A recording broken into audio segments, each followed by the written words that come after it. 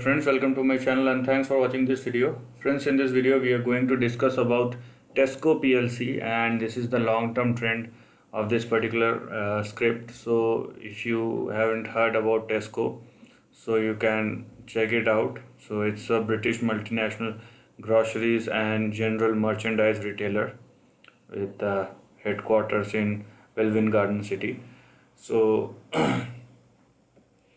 if you look at the trend here, so what we can see that after a downside of probably 5-6 odd years from the highs of 2010, it is trying to create a base and trying to move in a sideways direction. So it is not like a recovery phase which you can see, but it is more like a flat trend in the past 5 or 6 years. So we are going to discuss about the trend and the levels which one could see probably in the months to come, because this is a long-term trend. But before that, if you haven't subscribed my channel, hit on the subscription button and also hit on the notification bell to get the notification of my upcoming videos. Now, quickly talking about the trend. Okay, so as I've said that from the highs of 2010, where it was at 454, it went down to 139. Okay, but from this low of 139, 137, okay, here you have the low. The stock indeed moves up or went up, but it is moving inside a range. Okay, so here you have the range.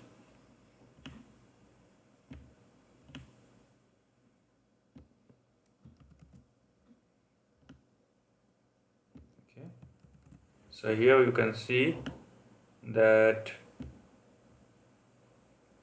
it is moving inside a range or a trend.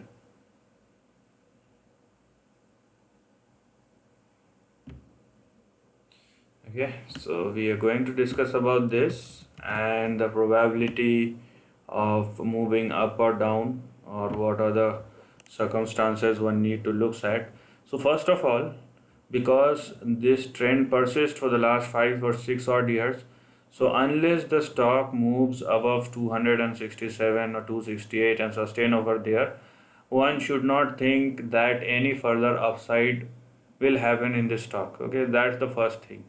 And same for the downside, unless the stock moves below here 137. So this will be your final or big support. If the trend breaks down and the share fall below 137, then this will be a trend violation and the stock can literally go to zero afterwards, because there is no further trend which is available for this stock. But the way the stock is moving, it is inside a trend, inside this trend, where you have your current support at 207. Okay, below which we have a next support at 188, then you have 167, then you have 156 and probably 137 on the downside. On the upside, you have your first target or resistance at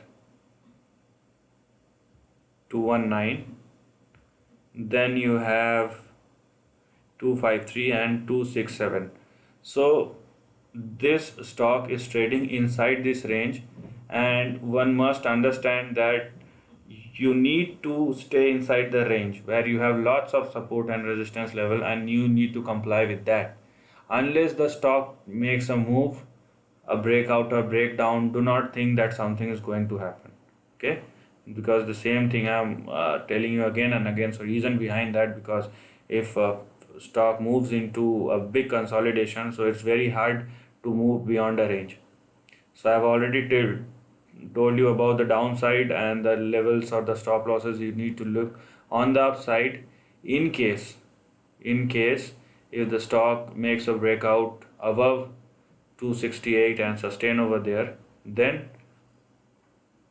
the levels one could probably see on the upside.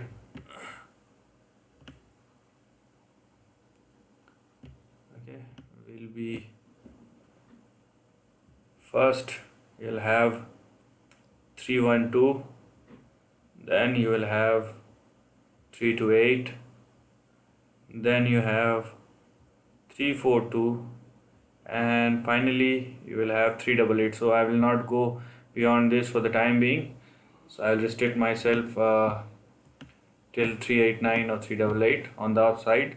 But let me tell you that there are lots of support and resistance, and every time the stock makes a move or you want to take decision inside this particular share, so you need to place your stop losses. You should know about your support and resistance.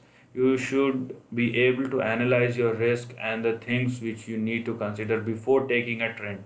Okay, so analyze the risk.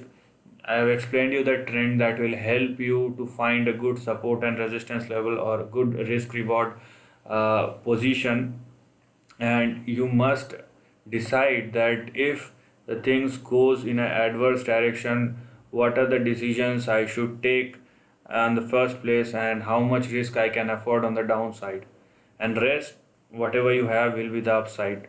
But also on the upside you need to go step by step. So let the share first make a breakout above 268 and sustain over there, then your first target will be 312. Do not just simply look at 389.